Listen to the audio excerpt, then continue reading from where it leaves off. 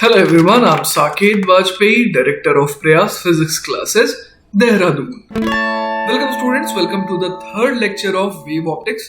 तो बच्चों इस लेक्चर में सबसे पहले हम लोग शुरुआत करेंगे ऑप्टिकल पाथ की और इसके बाद हम लोग चर्चा करेंगे YDSC के और भी फर्दर केसेस की। ठीक है, तो बच्चों हमारा पहला हेडिंग है ऑप्टिकल पाथ, है ना।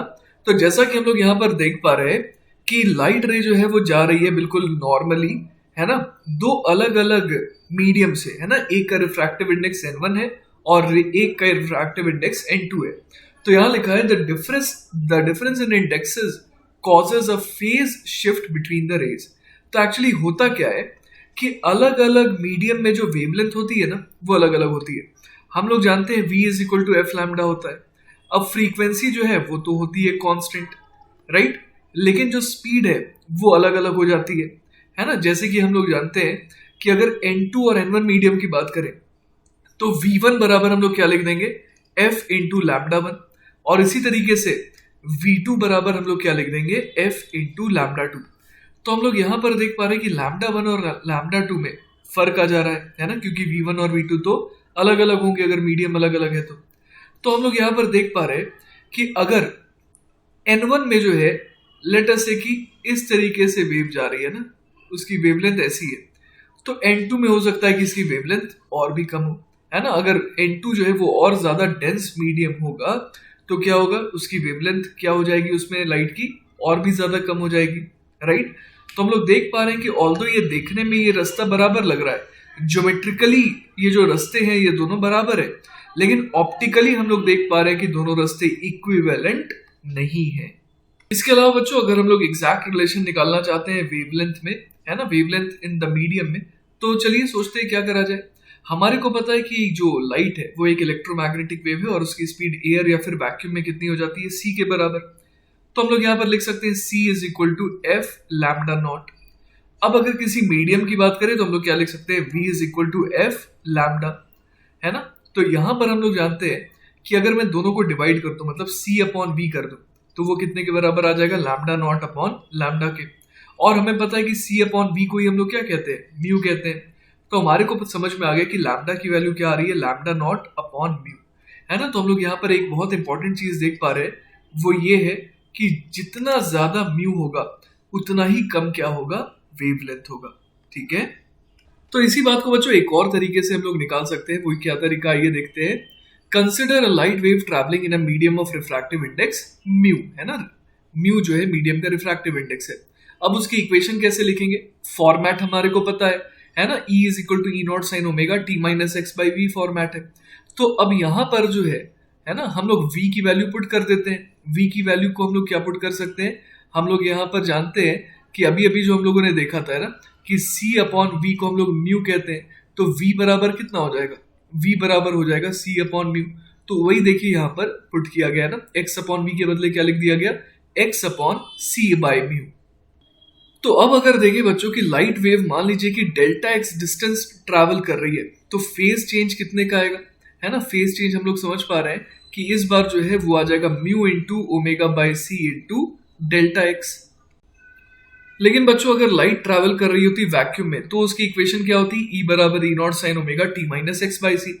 और अगर वो डेल्टा एक्स डिस्टेंस, है ना, डेल्टा एक्स डिस्टेंस के बदले mu delta x distance travel करती तो फेज कितने से चेंज होता। तो हम लोग जानते हैं कि omega by c multiplied by mu delta x लिखना पड़ेगा इस बार। तो यहां पर हमारे पास क्या आ गया, रिजल्ट वही आ गया। मतलब कि डेल्टा वन देखिए कितना था, mu omega delta x upon c, और डेल्टा टू भी कितना आ गया, mu omega delta x upon c. तो हम लोग यहाँ पर देख पा रहे हैं कि जो पहला वाला केस था, है ना, उसमें हम लोग क्या देख पा रहे थे कि अगर वो मीडियम में डेल्टा एक्स ट्रेवल कर रही है तो इतने का फेज चेंज आ रहा है उसमें। लेकिन अगर वो वैक्यूम में म्यू डेल्टा एक्स ट्रेवल कर रही है तब जाकर के इतना फेज चेंज आ रहा है ना। तो हम लोग यहाँ पर क्या रिलेशन डिराइव कर सकते हैं, डिड्यूस कर सकते हैं। We see that a wave travelling through a distance delta x in a medium of refractive index mu suffers the same phase change as when it travels a distance mu delta x in vacuum। इसका मतलब क्या हो गया, ये बहुत important statement है बच्चों। A path length of delta x in a medium of refractive index mu is equivalent to a path length of mu delta x in vacuum, है ना। अगर डेल्टा एक्स किसी मीडियम में चले जिसका रिफ्रैक्टिव इंडेक्स म्यू है, या फिर वो वैक्यूम में म्यू डेल्टा एक्स चले, तो दोनों ही केसेस में फेज चेंज कितना आ रहा है, सेम आ रहा है। The quantity mu delta x is called the optical path of the light, है ना। एक्चुअल में तो वो उस मीडियम में कितना चली, डेल्टा एक्स, लेकिन ऑप्टिकली देखें तो ऑप्टिकल पाथ उसका कितना है, म्यू डेल्टा एक्स है, ठीक है। In dealing with interference of two waves we need the difference between the optical paths travelled by the waves, है ना। हमारे को हमेशा क्या देखना चाहिए, ऑप्टिकल पाथ। जजमेंट हमेशा ऑप्टिकल पाथ के बेसिस पे ही कर सकते हैं। The geometrical path and the optical path are equal only when light travels in vacuum or in air where the refractive index is close to 1, है ना। सिर्फ और सिर्फ ज्योमेट्रिकल और ऑप्टिकल पाथ कब बराबर होते हैं, जब लाइट जो है वो एयर या फिर वैक्यूम में ट्रैवल करती है, ठीक है। तो बच्चों मैं आपका छोटा सा रिवीजन करा देता हूं। हम लोगों ने क्या करा, हम लोगों ने सबसे पहले देखा कि ई की इक्वेशन क्या लिख सकते थे किसी मीडियम में, E not sine omega t minus mu times x upon c. अब अगर वो डेल्टा एक्स और चल गई तो हम लोग ई की वैल्यू अब क्या लिखेंगे, ई नॉट साइन ओमेगा, फिर अंदर क्या आ जाएगा, टी माइनस म्यू टाइम्स, अब एक्स के बदले क्या लिख देंगे, x plus delta x upon c, है ना।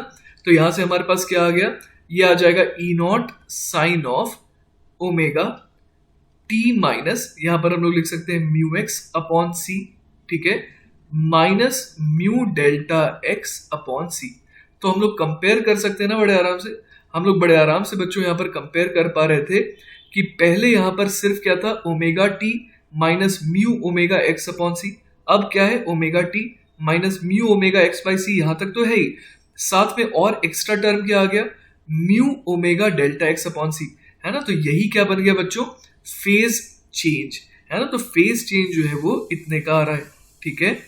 तो इसी तरीके से बच्चों हमने ये देखा कि पहले, है ना, सिर्फ और सिर्फ फेज डिफरेंस कितने का आता था, 2 pi by lambda into delta x का, लेकिन इस बार फेज डिफरेंस कितने का आ जा रहा है, इस बार यहाँ पर एक म्यू वाला टर्म भी आ रहा है। और हम लोग समझ सकते हैं कि म्यू वाला टर्म क्यों आ रहा है, क्योंकि लैम्डा जो है वो लैम्डा नहीं रहा, वो लैम्डा अपॉन म्यू हो गया। इसीलिए इस बार जो इफेक्टिव फेज डिफरेंस आ रहा है वो कितना आ रहा है, mu multiplied by 2 pi by lambda into delta x, क्योंकि लैम्डा जो है वो कितना हो गया, लैम्डा अपॉन म्यू बन गया, ठीक है ना। तो चलिए बच्चों एक एग्जांपल देखते हैं। यहाँ पर हमारे पास एक ऑब्जेक्ट है ए पर और उसकी इमेज बन रही है ई पर, है ना। और ये किसकी मदद से बन रही है, कॉन्वेक्स लेंस की मदद से।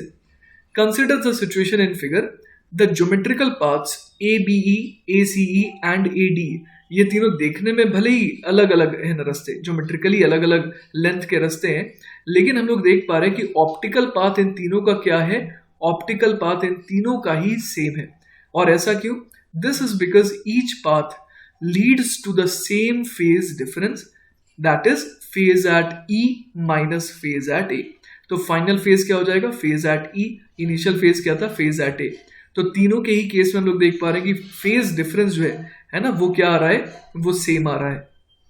तो बच्चों इसमें बड़े आराम से हम लोग देख पा रहे हैं कि ज्योमेट्रिकली भले ही अलग अलग रास्ता ट्रैवल कर रही है तीनों रेज, लेकिन ऑप्टिकली इनका रास्ता क्या है, बिल्कुल सेम है ना। Note that the ray having longer geometrical path covers less distance in the lens as compare to the ray having shorter geometrical path, है ना। जिसका ज्योमेट्रिकल पाथ आपको छोटा लग रहा है, जैसे AE का, ACE की अगर बात करें तो वो ज्यादा देर तक लेंस में ट्रैवल कर रही है, जिसकी वजह से जो आपको ज्योमेट्रिकली पाथ छोटी लग रही है वो ऑप्टिकली क्या हो जा रही है, कंपनसेट हो जा रही है। एक और एग्जांपल हम लोग देख सकते हैं बच्चों, यहाँ पर हमारे को प्रॉपरली यहाँ पर वेव फ्रंट बना करके दिखाया गया है कि किस तरीके से शुरुआत में प्लेन वेव फ्रंट्स आ रही थी और बाद में वो कर्व्ड हो गई, है ना। लेकिन हम लोग देख पा रहे हैं कि चाहे कोई भी आप रे ले लें ना, जैसे कि अगर मैं A B E की बात करूं, है ना, चाहे मैं C D E की बात करूं, या फिर मैं P Q E की बात करूं, ये हमेशा इनका फेज देखिए आप क्या था, हमेशा सेम था, है ना। ये वेव फ्रंट है, यहाँ पर भी वेव फ्रंट है, ये यहाँ पर भी पहुंच गए, है ना। तो हम लोग यहाँ पर देख पा रहे हैं कि अलग अलग रेज के लिए रास्ता जो प्रिज्म के थ्रू था वो अलग अलग था, जिस वजह से हम लोग देख पा रहे हैं कि ऑल्दो ज्योमेट्रिकल पाथ अलग अलग आ सकते हैं, लेकिन ऑप्टिकल पाथ क्या आ रहा है, फाइनली सेम आ रहा है ना। चलिए बच्चों तो नेक्स्ट सवाल देखते हैं। अगला सवाल है, the optical path of a monochromatic light is the same if it goes through 2 centimetre of glass और 2.25 centimetre of water. If the refractive index of water is 1.33, तो हमारे को बताना है रिफ्रैक्टिव इंडेक्स ऑफ ग्लास क्या होगा। तो हमारे को ये दे रखा है कि ऑप्टिकल पाथ जो है ना, वो क्या है, बिल्कुल सेम है दोनों ही केसेस में। तो हम लोग क्या लिख सकते हैं यहाँ पर, हम लोग लिख सकते हैं म्यू जी मल्टीप्लाइड बाय, है ना, delta x g. This should be equal to mu water multiplied by delta x in case of water, है ना। ऑप्टिकल पाथ को हम लोगों ने बराबर कर दिया। तो म्यू ऑफ ग्लास जो है वो हमारे को निकालना है, तो इसको मैं म्यू जी रहने देता हूँ। डेल्टा एक्स जी है ना, कितना पाथ वो चला ग्लास में, तो वो दिया हुआ है 2 centimetre. This should be equal to mu water हो जाएगा 4/3 है ना, 1.33 है, मल्टीप्लाइड बाई 2.25 सेंटीमीटर। 2.25 का मतलब हो गया 9/4, है ना। तो यहां से देखिए हमारे पास क्या आ जाएगा, 3 3 9, 4 से 4 गया, तो हमारे पास देखिए म्यू जी की वैल्यू आ जाएगी ना। म्यू जी की वैल्यू कितनी आ जा रही है, 3/2। तो हमारा आंसर क्या हो गया, 1.5 जो है वो आंसर है ना। रिफ्रैक्टिव इंडेक्स ऑफ ग्लास आ गया 1.5, ठीक है। चलिए बच्चों, तो नेक्स्ट सवाल देखते हैं। अगला सवाल है, the intensity of the light coming from one of the slits in a YDAC is double the intensity from the other slit, है ना। Find the ratio of the maximum intensity to the minimum intensity in the interference fringe pattern observed. तो हम लोग एक चीज जानते हैं कि इंटेंसिटी प्रोपोर्शनल टू होता है एम्पलीट्यूड के स्क्वायर के, है ना। तो अगर हमारे को ये दे रखा है कि एक जगह की इंटेंसिटी अगर I0 मान रहे हैं, तो दूसरे स्लिट की इंटेंसिटी क्या मानेंगे, 2I0 मानेंगे, है ना। तो I0 जो है एक स्लिट से इंटेंसिटी और दूसरे से कितनी है, 2I0 है। तो हम लोग समझ पा रहे हैं कि अगर एक के एम्पलीट्यूड को A0 में कह रहा हूं, तो दूसरे जगह के एम्पलीट्यूड को क्या कहूंगा, √2A0 कहना पड़ेगा। तो अब आप देखिए, जब कंस्ट्रक्टिव इंटरफेरेंस होगा तभी इंटेंसिटी मैक्सिमम हो सकती है। कंस्ट्रक्टिव इंटरफेरेंस के केस में, है ना, हम लोग क्या बोल सकते हैं, मैक्सिमम एम्पलीट्यूड कितना आ जाएगा, A0 प्लस √2A0, है ना, जो कि कितना हो जाएगा, A0 1 प्लस √2। और अगर A मिनिमम की बात करें तो मिनिमम एम्पलीट्यूड कितना आ जाएगा, वो आ जाएगा √2A0 माइनस A0, है ना, मतलब कि A0 बाहर, ये हो गया √2 माइनस 1। तो मैक्सिमम एम्पलीट्यूड भी हमें मिल गया और मिनिमम एम्पलीट्यूड भी हमें मिल गया। तो हम लोग क्या लिख सकते हैं, I max upon I min, है ना। ये किसके बराबर हो जाएगा, A max upon A minimum to the power 2, है ना। हम लोग जानते हैं इंटेंसिटी प्रोपोर्शनल टू एम्पलीट्यूड का स्क्वायर होता है, तो ये कितना आ जाएगा, ये आ जाएगा √2 प्लस 1 अपॉन √2 माइनस 1 का होल स्क्वायर, है ना। और इसी की वैल्यू अगर कैलकुलेट करेंगे तो ये ऑलमोस्ट 34 जैसी आ जाती है, ठीक है। चलिए तो बच्चों, हमारा नेक्स्ट सवाल है, the width of one of the 2 slits in a YDAC is double of the other slit. Assuming that the amplitude of the light coming from a slit is proportional to the slit width, find the ratio of the maximum to the minimum intensity in the interference pattern. तो देखिए सवाल में हमारे को क्या दे रखा है, हमारे को ये कह रखा है कि width of one of the 2 slits जो है वो क्या है, double of the other slit, ठीक है। और हमें क्या बोला गया है, क्या assume करने कहा गया है, we have to assume that the amplitude of the light coming from a slit is proportional to the slit width, है ना। तो ये एक assumption हमारे को इस सवाल में लेने को कहा गया है, ठीक है। तो जैसा कि हम लोग देख पा रहे हैं कि अगर width जो है ना, स्लिट की डबल हो गई और यहाँ पर बोला गया है कि एम्पलीट्यूड को प्रोपोर्शनल टू स्लिट विड्थ मानना है, तो हमें ये समझ में आ रहा है कि अगर एक का एम्पलीट्यूड A0 है तो दूसरे का एम्पलीट्यूड ट्वाइस ऑफ A0 लेना पड़ेगा, ठीक है। अब सवाल बहुत आसान हो गया, पिछले सवाल के ही जैसा, है ना। A max, है ना, A max upon A min अगर हम लोग निकालना चाहें तो A max कितना हो जाएगा, A0 प्लस 2A0 मतलब 3A0 divided by A min कितना हो जाएगा, 2A0 minus A0 which is A0। तो A max upon A min हमारे पास आ गया 3। तो हम लोग समझ पा रहे हैं कि I max upon I min ये कितना हो जाएगा, ये इसका स्क्वायर हो जाएगा, है ना। A max upon A min का स्क्वायर, मतलब कि हमारा आंसर क्या हो गया, 9 हो गया, ठीक है। चलिए बच्चों, तो नेक्स्ट सवाल देखते हैं। अगला सवाल है, 2 sources S1 and S2 emitting light of wavelength 600 nanometer are placed at distance 10 to the power minus 2 centimeter apart. A detector can be moved on the line S1P which is perpendicular to S1 S2.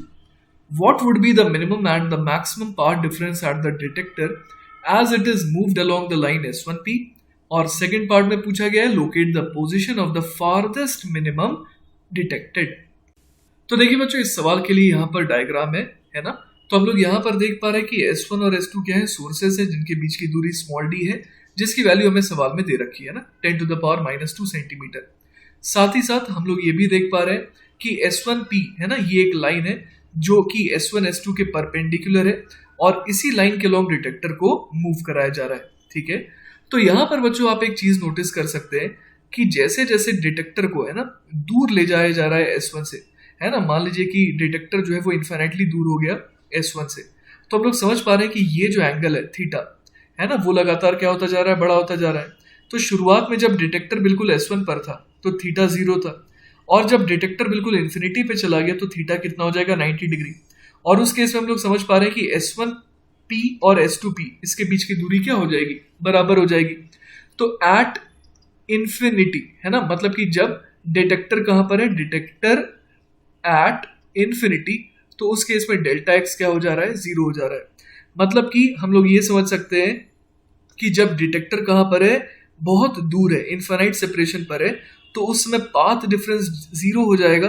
तो देखिए यहां पर हम लोग ये भी देख सकते हैं कि डेल्टा एक्स 0 हो जाएगा कहां पर, इन्फिनिटी पर, लेकिन इन्फिनिटी को तो अटेन किया नहीं जा सकता है।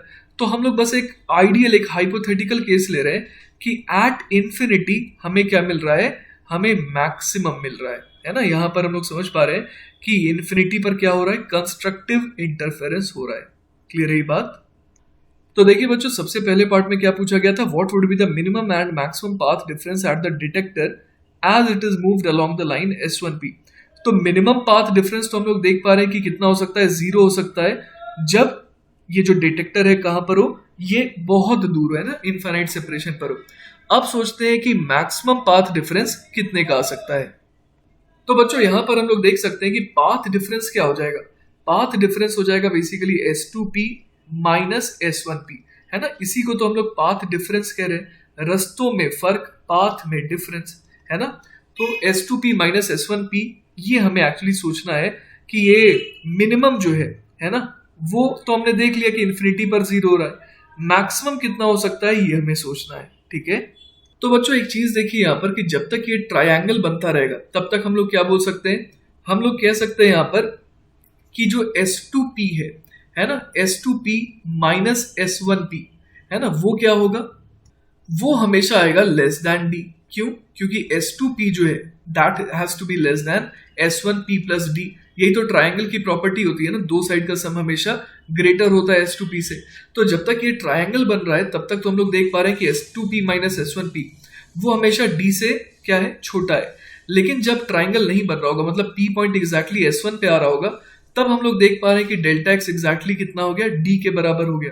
तो हम लोग देख पा रहे हैं कि जब डिटेक्टर बिल्कुल S1 के लोकेशन पर है तो उस समय पाथ डिफरेंस जो है वो क्या आ रहा है, मैक्सिमम आ रहा है। तो बच्चों यहां पर हम लोग डेल्टा एक्स की मैक्सिमम वैल्यू क्या बोल सकते हैं, वो हो जाएगी स्मॉल d के बराबर when the detector is at S1। Clear हुई ये बात? तो इस तरीके से हम लोगों ने पार्ट ए को सॉल्व कर लिया है। अब पार्ट बी देखते हैं, locate the position of the farthest minimum detected. तो देखिए बहुत ही मजेदार पार्ट हो गया ये सवाल का। एक्चुअली हम लोगों को ये पता है कि फारदेस्ट मैक्सिमम कहां पर होगा, इन्फिनिटी पर होगा। तो उससे जैसे जैसे हम लोग आगे बढ़ते जा रहे हैं, है ना, जैसे जैसे आगे बढ़ते जा रहे हैं तो हम लोग देख पा रहे हैं अगर बढ़ते बढ़ते हम लोग कहां पर आ गए, बिल्कुल S1 पर आ गए, है ना। तो हम लोग देख पा रहे हैं कि पाथ डिफरेंस जो है वो लगातार क्या होता जा रहा है, बढ़ता जा रहा है। इन्फिनिटी पे पाथ डिफरेंस सबसे कम था और S1 लोकेशन पर पाथ डिफरेंस क्या है, सबसे ज्यादा है। तो जैसे जैसे हम लोग आगे की तरफ बढ़ रहे हैं वैसे वैसे पाथ डिफरेंस क्या होता जा रहा है, वो भी बढ़ता जा रहा है। तो एक ऐसा पॉइंट आ सकता है जहां पर क्या हो रहा हो, जहां पर डिस्ट्रक्टिव इंटरफेरेंस हो रहा हो, क्योंकि हमें ये तो पता है कि इन्फिनिटी पे क्या हो रहा है, कंस्ट्रक्टिव इंटरफेरेंस हो रहा है। तो जैसे जैसे हम टुवर्ड्स S1 आते जाएंगे वैसे वैसे क्या होगा, पाथ डिफरेंस जो है चेंज होता जाएगा और पाथ डिफरेंस जो है वो बढ़ता जाएगा। और एक ऐसा टाइम आ जाएगा जब पाथ डिफरेंस कैसा हो, पाथ डिफरेंस जो है शुरुआत में तो 0 था, इन्फिनिटी पे तो 0 था, धीरे धीरे हम लोग जैसे जैसे आ रहे हैं एक टाइम ऐसा आएगा जब पाथ डिफरेंस λ/2 के बराबर आ जाएगा, है ना। क्योंकि 0 से बढ़ते बढ़ते बढ़ते बढ़ते जैसे ही पाथ डिफरेंस λ/2 का आएगा तभी तो हम लोग कहेंगे कि वहां पर क्या मिलेगा, मिनिमम मिलेगा, है ना। तो फारदेस्ट मिनिमम के लिए हमारे को आइडिया आ रहा है कि हमें पाथ डिफरेंस क्या देखना चाहिए, λ/2 का देखना चाहिए, है ना। तो मान लेते हैं बच्चों इन्फिनिटी से हम लोग खिसकते गए खिसकते गए खिसकते गए और ये P पॉइंट है सच दैट कि इस लोकेशन पर हम लोग क्या देख पा रहे हैं कि जो पाथ डिफरेंस है ना डेल्टा एक्स, उसकी वैल्यू क्या आ रही है, उसकी वैल्यू आ रही है लैम्डा बाई 2 के बराबर। मतलब कहने का मतलब क्या हो गया, S2P माइनस S1P ये कितने के बराबर आ रहा है, लैम्डा अपॉन 2 के बराबर आ रहा है ना। तो यही हमें क्या बताएगा, फारदेस्ट मिनिमम। तो यहां से देखिए बच्चों फर्दर किस तरीके से कैलकुलेशन कर सकते हैं। हमें पता है कि S2P की वैल्यू कितनी हो जाएगी, वो हो जाएगी under root of capital D square plus small d square, है ना, इसका रूट माइनस S1P कितना हो जाएगा, वो तो हमने D माना है ना, which is equal to lambda by 2। तो अब अगर मैं, है ना, लेफ्ट साइड में रखूं under root D square plus small d square को, तो वो क्या बन जाएगा, वो बन जाएगा D प्लस लैम्डा बाई 2 के बराबर। And now if we square both sides, तो देखिए हमारे पास D की वैल्यू ये आ जाएगी, है ना। और अगर डेटा भर दें तो हमारे को कैपिटल डी की वैल्यू कितनी मिल जाएगी, 1.7 सेंटीमीटर। ठीक है, तो बच्चों अगेन मैं आपको समराइज कर देता हूं कि मैंने सवाल में क्या करा था। मैंने सवाल में सबसे पहले देखा कि इन्फिनिटी पर पाथ डिफरेंस कितना आ रहा है, 0 का आ रहा है। अब जैसे जैसे हम लोग खिसकते जा रहे हैं टूवर्ड्स S1, वैसे वैसे पाथ डिफरेंस बढ़ता जा रहा है। तो सबसे नियरेस्ट, है ना, 0 के सबसे नियरेस्ट पाथ डिफरेंस क्या होगा, सच दैट कि हमें क्या मिले, मिनिमा मिले, तो वो तो होना चाहिए लैम्डा बाई 2। तो वही हमने माना कि यहाँ पर मिल रहा है हमारे को, है ना। तो इस तरीके से हमारे को क्या मिला, सबसे दूर का मिनिमा मिला, which is called the farthest minima. चलिए बच्चों, तो नेक्स्ट सवाल देखते हैं। The inverse square law of intensity, that is the intensity proportional to 1 upon r square is valid for, 4 option है, point source, line source, plane source या फिर cylindrical source. तो देखिए सबसे पहले हम लोग बात करते हैं यहाँ पर पॉइंट सोर्स के बारे में। तो पॉइंट सोर्स के लिए हम लोग जानते हैं कि मान लीजिए कि जो सोर्स है उसका पावर P है ना। तो अगर हम लोग यहाँ पर किसी r रेडियल डिस्टेंस पर चले जाएं, है ना, किसी r रेडियल डिस्टेंस पर अगर हम लोग चले जाएंगे, तो हम लोग यहाँ पर क्या बोल सकते हैं कि किसी पर सेकेंड यूनिट टाइम के लिए अगर बात करें तो एनर्जी कितनी फॉल कर रही है, P एनर्जी फॉल कर रही है ना। और कितने एरिया में एनर्जी डिस्ट्रीब्यूटेड है, तो 4 पाई आर स्क्वायर, क्योंकि एक स्फेरिकल सरफेस बनेगा यहाँ पर, है ना। तो हम लोग यहाँ पर देख पा रहे हैं कि इंटेंसिटी कितनी आ जा रही है, P upon 4 pi r square, मतलब कि intensity is proportional to 1 upon r square. तो हम लोग ये देख पा रहे हैं कि पॉइंट सोर्स के लिए तो ये बिल्कुल एप्लीकेबल है। ठीक है, तो बच्चों अभी तक हम लोगों ने बात करी है पॉइंट सोर्स के लिए ना। पॉइंट सोर्स के लिए हम लोग जानते हैं कि कॉन्सेंट्रिक स्फेरिकल वेव फ्रंट बनते हैं। अब अगर लाइन सोर्स की बात करें या फिर सिमिलर हो जाएगा सिलेंड्रिकल सोर्स, तो उस केस में हम लोग देख पा रहे हैं कि जो वेव फ्रंट बनेंगे वो सिलेंड्रिकल बनेंगे, है ना। और इस बार आप देखिए कि अगर मैं ये वाली सरफेस को चुनूं, है ना, इस वाले सरफेस सिलेंड्रिकल सरफेस को चुन रहा हूं, जो कि लेटर से कि r डिस्टेंस दूर है ना। तो यहां पर अगर मैं बोलूं कि मान लेते हैं कि हम लोग सिर्फ उस सोर्स की बात कर रहे हैं, है ना, जो इस सिलेंडर के अंदर लाई कर रहा है ना। तो ये मान लीजिए एनर्जी पर सेकेंड एमिट कर रहा है P। तो अब आप देख पा रहे हैं यहाँ पर कि कितने एरिया में P एनर्जी फैल रही है, तो हम लोग उसे ही इंटेंसिटी कहेंगे। तो इंटेंसिटी कितनी हो जाएगी, P डिवाइडेड बाय एरिया कितना हो जाएगा, 2 पाई आर इंटू एल, है ना। एल मैंने यहाँ पर ये जो लेंथ है सिलेंडर का, है ना, इसे कहा है। तो हम लोग यहाँ पर देख पा रहे हैं कि इंटेंसिटी क्या आ रही है इस बार, intensity proportional to 1 upon r आ रही है। तो सिलेंड्रिकल सोर्स हो गया और लाइन सोर्स हो गया, उस केस में intensity is proportional to 1 upon r. और प्लेन सोर्स के लिए तो खैर इंटेंसिटी कांस्टेंट रहती है ना। चलिए बच्चों, तो नेक्स्ट सवाल है हमारा, to coherent sources of different intensities send waves which interfere. The ratio of maximum intensity to the minimum intensity is 25. The intensities of the sources are in the ratio, और 4 ऑप्शन है हमारे पास। तो हमारे को पता है बच्चों कोहेरेंट सोर्सेज है ना। टू कोहेरेंट सोर्सेज का मतलब क्या हुआ, दो ऐसे सोर्सेज हैं जिनके बीच में जो फेज डिफरेंस है वो हमेशा क्या रहता है, कांस्टेंट रहता है ना। तो दो ऐसे सोर्सेज जिनके बीच में हमेशा फेज डिफरेंस कांस्टेंट रहता है, उनको हम लोग कोहेरेंट सोर्स कहते हैं।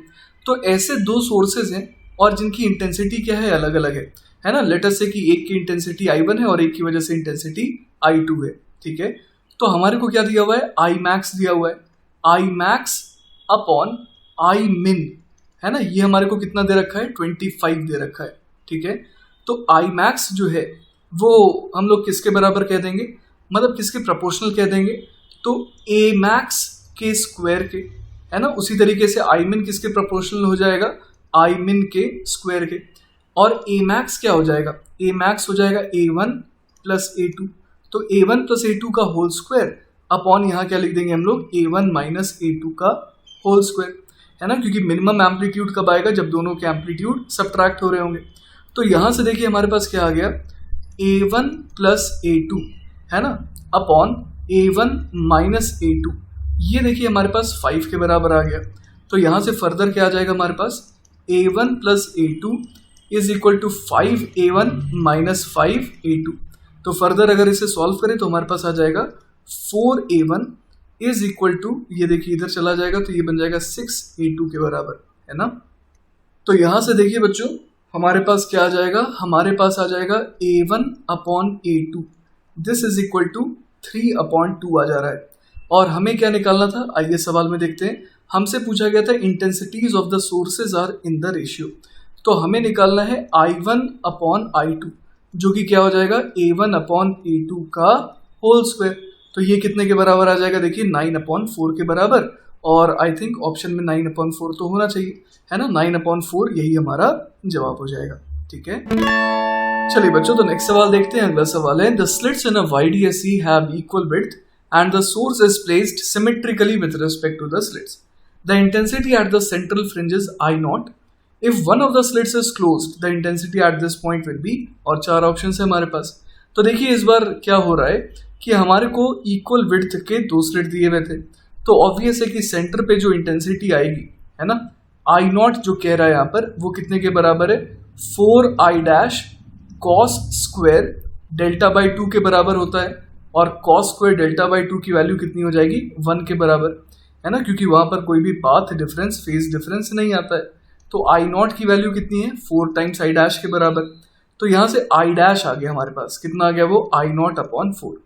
तो आई डैश क्या है, एक स्लिट की वजह से जो इंटेंसिटी है ना, तो अगर एक स्लिट को क्लोज कर देंगे तब हम लोग समझ पा रहे हैं कि वहाँ पर सिर्फ एक ही स्लिट का रोल रह जाएगा, तो इसलिए वहाँ पर इंटेंसिटी अब कितनी रह जाएगी, सिर्फ और सिर्फ आई नॉट अपॉन 4। ठीक है, चलिए बच्चों तो नेक्स्ट सवाल है, a thin transparent sheet is placed in front of a Young's double slit, the fringe width will, और 4 ऑप्शन हमारे पास, इंक्रीज, डिक्रीज, रिमेन सेम, या फिर बिकम नॉन यूनिफॉर्म। तो देखिए बच्चों ऐसा कुछ हो रहा है इस सवाल में, है ना, हम लोग जैसा कि यहाँ पर देख पा रहे हैं कि एक स्लिट के सामने जो है ट्रांसपेरेंट शीट को लगा दिया गया है ना, तो इसकी वजह से देखिए क्या होने वाला है, हम लोग ये जानते हैं कि फ्रिंज विड्थ जो है ना, बीटा, वो क्या होता है, lambda D upon small D. तो बेसिकली जब ये जो लाइट है ना, जब इस थिन ट्रांसपेरेंट शीट से गुजर करके जब स्क्रीन पे वापस आएगी, तो हम लोग देख पा रहे हैं कि वेवलेंथ में तो कोई चेंज नहीं आएगा, है ना, वेवलेंथ में चेंज तो तभी तक आएगा जब तक वो इस शीट के अंदर है। तो हम लोग देख पा रहे हैं कि लैम्डा में कोई चेंज नहीं है, डी में कोई चेंज नहीं है, और स्मॉल डी में भी कोई चेंज नहीं है। तो फ्रिंज विड्थ में कोई भी चेंज नहीं आना चाहिए ना, ये तो हमें समझ में आ रही है, the fringe width will remain same. लेकिन फर्क कहीं ना कहीं तो आएगा ना, तो क्या फर्क आएगा, चलिए वो हम लोग एनालाइज करने की कोशिश करते हैं।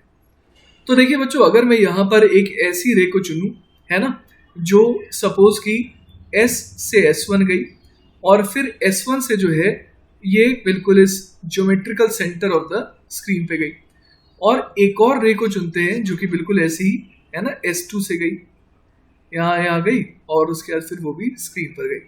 तो हम लोग देख पा रहे हैं कि ज्योमेट्रिकली ये दोनों बिल्कुल सिमेट्रिक हैं, सिमिलर हैं, सब कुछ है। लेकिन अब यहाँ पर इसने एक्स्ट्रा पाथ ट्रैवल कर लिया, लेट अस से कि थिकनेस T है, तो ऑप्टिकली इसने कितना डिस्टेंस ट्रैवल कर लिया, म्यू T, लेकिन उतने ही रीजन में इसने तो सिर्फ कितना डिस्टेंस ट्रैवल करा, T, है ना। तो there is now a path difference of mu T minus T, है ना। तो अब यहाँ पर पहले हम लोग क्या बोलते थे कि पाथ डिफरेंस नहीं है, लेकिन अब हम लोग ये कहेंगे कि यहाँ पर पाथ डिफरेंस है ना। तो इस वजह से हम लोग देख पा रहे हैं कि यहाँ पर कुछ पाथ डिफरेंस आ रहा है, लेकिन इतना पाथ डिफरेंस जो है पहले तो यहाँ नहीं आता था।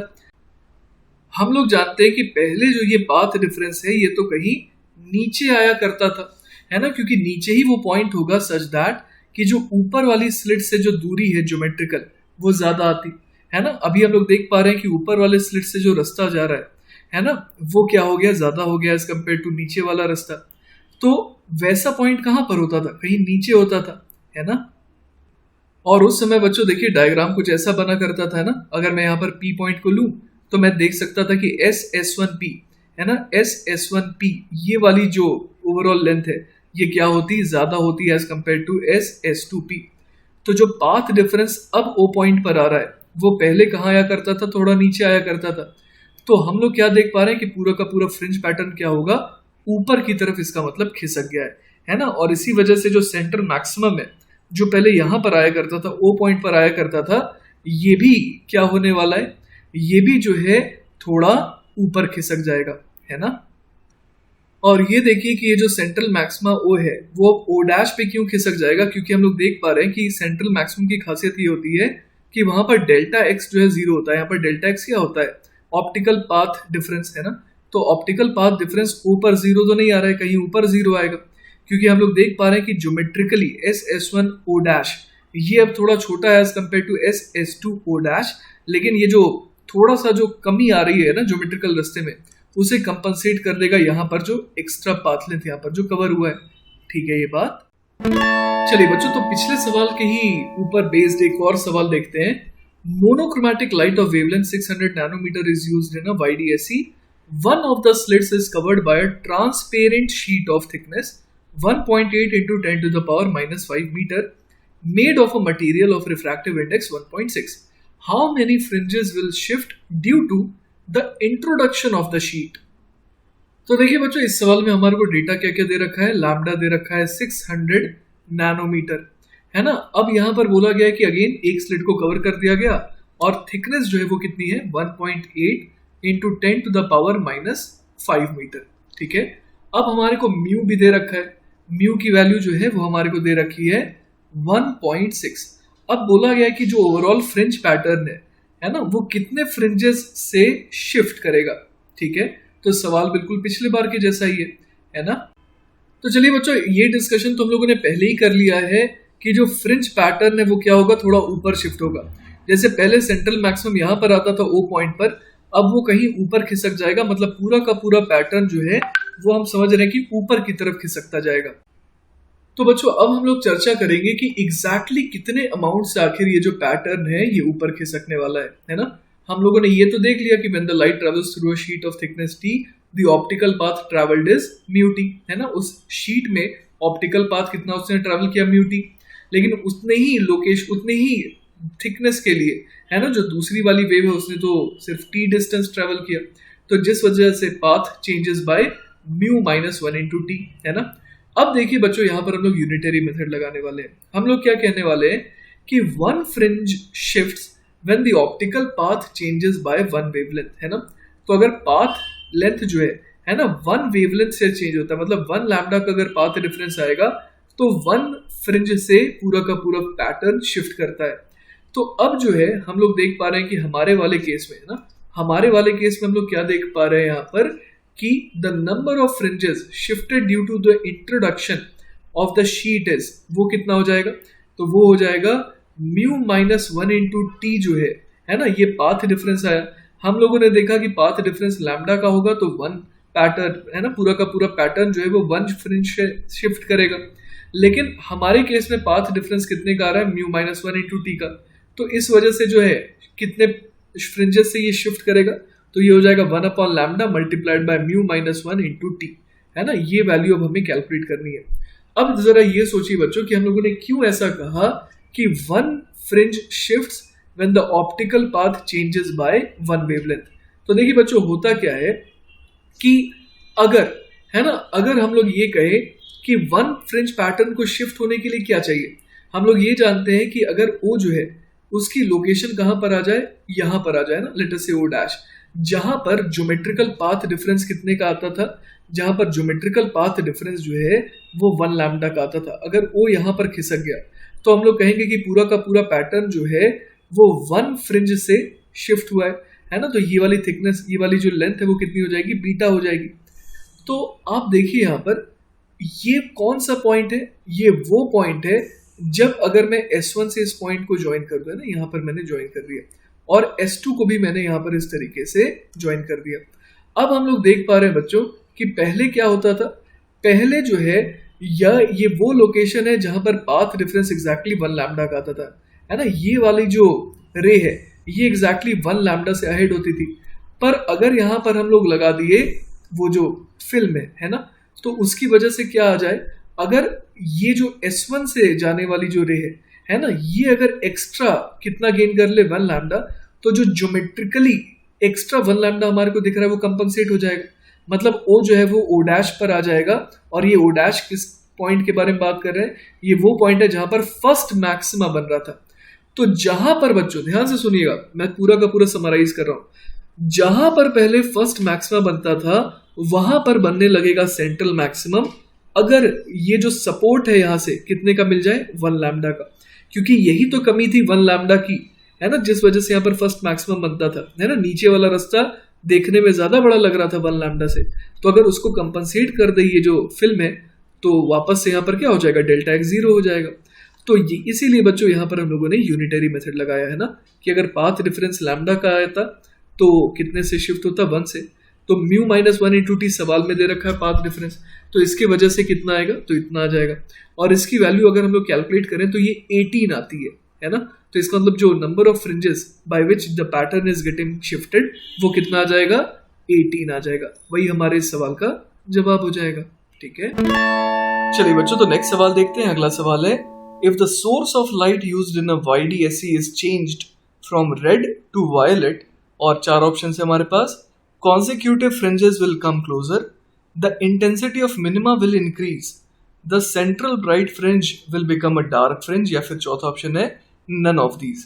तो देखिए हम लोगों ने क्या करा, रेड से किस में कन्वर्ट कर दिया, वायलेट में, है ना। तो हम लोग एक चीज देख पा रहे हैं कि जो वेवलेंथ है वो क्या हो रहा है, कम हो रहा है। तो इसका डायरेक्ट असर किससे पड़ेगा, इसका डायरेक्ट असर जो है फ्रिंज विड्थ पे पड़ेगा ना। बीटा बराबर क्या होता है, लैम्डा डी अपॉन डी। तो यहाँ पर हम लोग देख पा रहे हैं कि लैम्डा अगर कम हो रहा है ना, तो फ्रिंज विड्थ भी क्या होगा, कम होगा, है ना। तो फ्रिंज विड्थ के कम होने से क्या होगा, consecutive fringes will come closer, ये तो सही है। अब इंटेंसिटी ऑफ मिनिमा की बात करते हैं, तो मिनिमा की जो इंटेंसिटी है वो तो 0 है ना, वहां पर तो डिस्ट्रक्टिव इंटरफेरेंस होगा पूरी तरीके से, तो वो बढ़ नहीं सकता है ना, तो ये गलत है। The central bright fringe will become a dark fringe, नहीं, सेंट्रल ब्राइट फ्रिंज जहां पर बनता है वहां पर तो अभी भी ब्राइट फ्रिंज ही बनेगा, क्योंकि पाथ डिफरेंस जो है वो 0 है अभी भी, चाहे वायलेट ही क्यों ना हो, है ना। तो इसीलिए हमारा जवाब सिर्फ और सिर्फ क्या हो जाएगा, पहला ऑप्शन। ठीक है, चलिए बच्चों, तो नेक्स्ट सवाल देखते हैं। अब YDSE is performed with white light, है ना। इस बार हम लोग मोनोक्रोमैटिक के बदले व्हाइट लाइट का यूज कर रहे हैं, तो देखते हैं क्या होगा। 4 ऑप्शन है, the central fringe will be white, there will not be a completely dark fringe, the fringe next to the central will be red, the fringe next to the central will be violet. तो सबसे पहली चीज यहाँ पर हम लोग ये देख पा रहे हैं कि सेंट्रल फ्रिंज जो है वो बिल्कुल व्हाइट रहेगी, क्योंकि सारे के सारे कलर्स का वहां पर कंस्ट्रक्टिव इंटरफेरेंस होगा, और सारे का ही अगर कंस्ट्रक्टिव इंटरफेरेंस होगा तो हमारे को क्या दिखेगा, व्हाइट कलर दिखेगा। ठीक है, there will not be a completely dark fringe, ये बात सही है, क्योंकि अगर मान लीजिए किसी लाइट की वजह से कहीं पर डिस्ट्रक्टिव इंटरफेरेंस हो रहा है, तो दूसरी लाइट की वजह से वहां पर कुछ ना कुछ तो इंटेंसिटी आएगी ना, इसीलिए ये भी सही है। The fringe next to central will be red, तो आइए कैलकुलेट करते हैं। तो हम लोग जानते हैं कि जो पहला मैक्सिमा होता है वो कहाँ पर होता है, लैम्डा डी बाय डी पर होता है ना। ये मैं बात कर रहा हूँ कि किससे, सेंट्रल मैक्सिमम से दूरी की, है ना। तो पहला मैक्सिमम कहाँ पर आता है, लैम्डा डी बाई डी, दूरी ऊपर, है ना, या फिर नीचे भी कह सकते हैं। तो अब देखिए रेड का, है ना, रेड का जो लैम्डा है वो क्या होता है, वो सबसे ज्यादा होता है ना। तो रेड का अगर वेवलेंथ सबसे ज्यादा है तो हम लोग यहाँ पर क्या कह सकते हैं कि जो दूरी है ना, जो दूरी है रेड के ब्राइट फ्रिंज की वो क्या होगी, सबसे ज्यादा होगी, है ना। इसी वजह से जो सबसे पास होगा वो कौन सा होगा, वायलेट होगा। तो सी गलत है, इनफैक्ट डी जो है वो सही होना चाहिए। ठीक है, चलिए बच्चों, तो नेक्स्ट सवाल देखते हैं। अगला सवाल है, the line width of a bright fringe is sometimes defined as the separation between the points on the two sides of the central line where the intensity falls to half the maximum. Find the line width of a bright fringe in a YDSE in terms of lambda, small d and capital D where the symbols have their usual meanings. तो देखिए बहुत ही अच्छा सवाल है।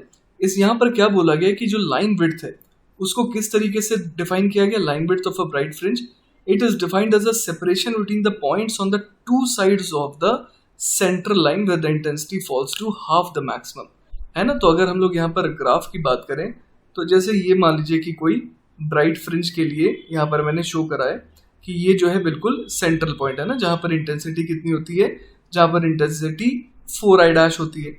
अब ये कह रहा है कि ऐसे दो पॉइंट्स होंगे, है ना, ये जो दो पॉइंट्स होंगे हमारे पास, है ना, जहां पर इंटेंसिटी कितनी होगी, जहां पर इंटेंसिटी जो है वो हाफ द मैक्सिमम होगी, मतलब जहां पर इंटेंसिटी 2i डैश और 2i डैश होगी।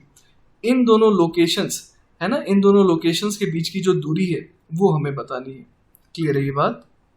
तो बच्चों एक काम करते हैं, यहाँ पर मैंने क्या करा, यहाँ पर मैंने सेंट्रल मैक्सिमम देखा, और सेंट्रल मैक्सिमम के लिए हम लोग देख सकते हैं कि अगर थोड़ा ऊपर जाएं तो भी हमारे को एक ऐसा पॉइंट मिलेगा जहाँ पर इंटेंसिटी 2i डैश होगी, और नीचे जाएं थोड़ा तो हमें एक और पॉइंट मिलेगा जहाँ की इंटेंसिटी 2i डैश होगी। तो हमें बेसिकली ये जो डिस्टेंस ए बी है ना वो निकालना है, ठीक है, और इसी को कैसे डिफाइन किया गया एज द लाइन विड्थ, ठीक है ना। तो हम लोग यहाँ पर जानते हैं कि इंटेंसिटी का फॉर्मूला क्या होता है। इंटेंसिटी का फॉर्मूला होता है I is equal to 4i dash cos square delta upon 2, right. तो यहाँ से देखिए हम लोग क्या देख सकते हैं यहाँ पर कि I हमें पता है कि कितना होना चाहिए, 2i डैश होना चाहिए, राइट। तो यहाँ से i डैश से i डैश को तो हम लोग यहाँ पर कैंसिल आउट कर सकते हैं, फिर 2 से ये 2 चला गया, तो कॉस स्क्वायर डेल्टा बाई 2 की वैल्यू कितनी आ जा रही है, ये आ जा रही है हाफ। इसका मतलब ये हो गया कि डेल्टा बाई 2, है ना, डेल्टा बाई 2 की वैल्यू कितनी होनी चाहिए, पाई बाय 4 होनी चाहिए, तभी तो कॉस 45 डिग्री कितना होता है 1/√2, तो उसका स्क्वायर हाफ हो जाएगा। तो यहाँ से देखिए डेल्टा की वैल्यू कितनी आ जा रही है, वो आ जा रही है पाई बाय 2, है ना। तो हमारे को क्या देखना है कि ये जो बी पॉइंट है और ये जो ए पॉइंट है, यहाँ पर फेज डिफरेंस एक्चुअली कितने का आ रहा है, पाई बाय 2 का आएगा, ठीक है ना। तो अगर मैं यहाँ पर सबसे पहले बी के बारे में बात करता हूँ ना, बी के लिए मैं बात कर रहा हूँ यहाँ पर, तो हम लोग क्या लिख सकते हैं, 2 pi by lambda into delta x, यही तो फेज डिफरेंस होता है। तो हमारे को फेज डिफरेंस पता चल गया, वो पाई बाय 2 है, राइट। तो यहाँ से पाई हम लोग कैंसिल आउट कर देंगे, तो देखिए डेल्टा एक्स हमारे पास कितना आ जाएगा, डेल्टा एक्स आ जाएगा हमारे पास लैम्डा अपॉन 4 के बराबर। इसके अलावा बच्चों हम लोग जानते हैं कि डेल्टा एक्स जो है ना, वो कितने के बराबर होता है, वो डी साइन थीटा या फिर डी टैन थीटा के बराबर हो जाता है। तो डी टैन थीटा के लिए क्या लिख देंगे, y d upon capital D, और हमने वो देखा कि वो लैम्डा अपॉन 4 के बराबर है। तो यहाँ से वाई कितना आ जा रहा है, वाई हमारे पास आ जा रहा है lambda D upon 4 times D. तो ये हमारे को बी पॉइंट का कोऑर्डिनेट मिल गया है ना। तो बी पॉइंट का कोऑर्डिनेट क्या आ गया, lambda capital D upon 4 times small D. तो हम लोग यहाँ पर डायग्राम में देख सकते हैं कि अगर ये जो बी पॉइंट है ना, ये अगर कितना ऊपर है, यहाँ पर हमने अभी अभी निकाला कि ये जो सेंट्रल है ना, सेंट्रल मैक्सिमम उससे ऊपर है, कितना है, lambda capital D upon 4 D, है ना। यहाँ लिख लेते हैं हम लोग lambda capital D upon 4 D. तो इसका मतलब जो ए बी लेंथ है वो इसका डबल हो जाएगा। तो हमारा आंसर कितना हो जाएगा, हमारा आंसर हो जाएगा A B is equal to lambda D upon twice of d, और यही हमारा फाइनल आंसर हो जाएगा, ठीक है। चलिए बच्चों, तो नेक्स्ट सवाल देखते हैं। अगला सवाल है, 4 light waves are represented by y is equal to a1 sin omega t, y is equal to a2 sin omega t plus epsilon. Third है y is equal to a1 sin 2 omega t, और चौथा है y is equal to a2 sin 2 times omega t plus epsilon. अब हमसे पूछा है कि interference fringes may be observed due to superposition of, है ना, किन के सुपरपोजिशन से हमारे को इंटरफेरेंस फ्रिंजेस मिल सकते हैं। तो सबसे पहली कंडीशन ये है कि दो वेव्स का इंटरफेरेंस तब हो सकता है जब उनका क्या हो, जब उनका फ्रीक्वेंसी जो है वो बिल्कुल सेम हो, है ना। तो यहाँ पर हम लोग देख पा रहे हैं ओमेगा टी, और यहाँ पर भी ओमेगा टी है, मतलब कि 1 और 2 का, है ना, इंटरफेरेंस पॉसिबल है। साथ ही साथ हम लोग थर्ड में देख रहे हैं कि 2 ओमेगा है यहाँ पर, और यहाँ पर भी 2 ओमेगा है।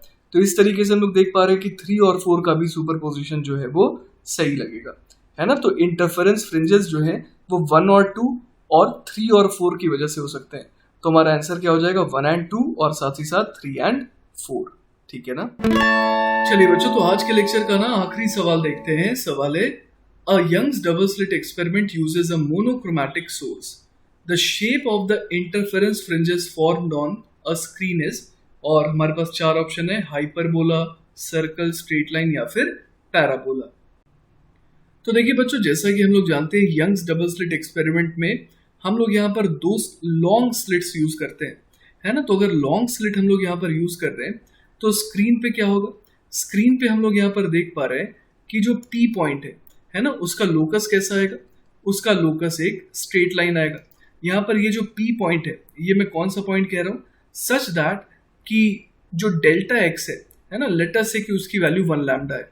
तो हम लोग समझ पा रहे हैं कि ऐसे जो भी पॉइंट्स है ना, उनका लोकस कैसा आएगा, एक स्ट्रेट लाइन में आएगा, सच दैट कि x और x प्लस डेल्टा एक्स में कितने का पाथ डिफरेंस है, 1 लैम्डा का। एक और चीज बच्चों यहाँ पर हम लोग ये देख सकते हैं कि P पॉइंट हम लोग इस स्ट्रेट लाइन में कहीं भी ले, हम लोग हमेशा क्या बना सकते हैं, S1P S2P बना सकते हैं, सच दैट कि S1P और S2P है ना, ये दोनों क्या हो, सेम प्लेन में हो, है ना। और ये जो प्लेन है ना, वो एग्जैक्टली कैसा होगा, वो इस स्क्रीन के प्लेन के क्या होगा, परपेंडिकुलर होगा, ठीक है। तो इस वजह से हम लोग देख पा रहे हैं कि हमारे को क्या मिल रहा है, स्ट्रेट लाइन मिल रहा है इस पॉइंट P का लोकस। इसीलिए जो shape of interference fringes formed on the screen है, उसका जवाब क्या होगा, स्ट्रेट लाइन होगा। लेकिन बच्चों इसी के साथ मैं आपको एक और चीज बता देता हूँ कि यंग साहब ने सबसे पहले एक एक्सपेरिमेंट करा था, है ना, जिसमें उन्होंने 2 होल यूज करे थे एक्चुअली। तो देखिए वो एक्सपेरिमेंट कहलाता था यंग्स डबल होल एक्सपेरिमेंट, है ना। जैसा कि आप देख पा रहे हैं यहाँ पर पहले तो एक सोर्स था, अब उससे जब रेज निकलती थी तो एक और यहाँ पर स्लिट थी, एक और यहाँ पर स्क्रीन थी, जिसमें 2 होल्स थे ना, S1 और S2, जिनसे डिफ्रैक्ट करके रेज बाहर निकलती थी, है ना। और फर्दर एक स्क्रीन पे है ना इंटरफेरेंस पैटर्न को ऑब्जर्व करा गया। लेकिन इस बार आप देख पा रहे हैं यहाँ पर कि ये जो होल्स है ना, यहाँ पर जो होल्स है ये दोनों, इसकी वजह से क्या होगा कि अगर मैं कोई भी पॉइंट लूँ, है ना, जैसे कि मान लीजिए मैं एक पॉइंट फॉर एग्जांपल यहाँ पर ले रहा हूँ, है ना, तो इस समय S1P और S2P तो सेम प्लेन में आ गए। लेकिन अगर अब मैं P पॉइंट कहीं यहाँ पर ले रहा हूँ, है ना, तो P पॉइंट अगर मैं यहाँ पर ले रहा हूँ, तो आप देख पा रहे हैं कि S1P और S2P ये दोनों एक्चुअली एक ऐसे प्लेन में नहीं आ पा रहे हैं जो कि स्क्रीन की प्लेन के परपेंडिकुलर हो। आप समझ पा रहे हैं बात। तो इस बार आप देख पा रहे होंगे कि अगर S1P है ना, S1P और S2P को अगर मैं देखूं, है ना, तो अगर मैं ये मेक श्योर करना चाहता हूँ कि पाथ डिफरेंस जो है वो हमेशा फॉर एग्जांपल 1 लैम्डा रहे, है ना, तो यहाँ पर हम लोग क्या लिख सकते हैं, तो देखिए हम लोग यहाँ पर लिख सकते हैं S2P minus S1P is equal to lambda, है ना। अगर मैं पहले लोकस किसका जानना चाह रहा हूँ, अगर मैं लोकस जानना चाह रहा हूँ फर्स्ट मैक्सिमम पे, है ना, जो ऊपर की तरफ बन रहा है, तो S2P minus S1P is equal to lambda. तो ये जो इक्वेशन हम लोगों ने हासिल करी है ना, ये एक्चुअली इक्वेशन है हाइपरबोला की, है ना। हाइपरबोला की इक्वेशन यही होती है कि दो चीजों का जो डिफरेंस है वो हमेशा क्या रहे, कांस्टेंट रहे। तो हम लोग समझ पा रहे हैं कि ये जो ऑलमोस्ट हमारे को स्ट्रेट लाइन जैसा दिख रहा है, ये एक्चुअल में कैसा है, ये एक्चुअल में हाइपरबोला है ना। इस तरीके से एक्चुअली यहाँ पर हमारे को स्क्रीन पे जो है जो इंटरफेरेंस फ्रिंजेस हैं वो कुछ इस तरीके की दिखाई देंगी, है ना। ये ऑलमोस्ट स्ट्रेट लाइन जैसा लग रहा है, पर अगर हम लोग स्क्रीन को और बड़ा बना करके पूरा का पूरा ऑब्जर्व करें तो ये कैसा दिखेगा, हाइपरबोला दिखेगा। तो ये देखिए कुछ ऐसा शेप बनता है ना, जब हमारा ये जो डबल होल एक्सपेरिमेंट होता है, तो उस केस में जो फ्रिंज पैटर्न है देखिए वो कुछ इस तरीके का दिखाई देता है ना। ये सारे के सारे जो शेप्स हैं वो कैसे हैं, हाइपरबोलिक है, ठीक है। तो बच्चों इसी के साथ हमारा जो थर्ड लेक्चर है ना वेव ऑप्टिक्स का, वो खत्म होता है। एंड आई होप आपको चीजें अच्छे से समझ में आई होंगी। इन केस बच्चों अगर कोई डाउट रह जाता है ना, then feel free to contact me, I will be very happy to help you. Take care बच्चों, बाय बाय।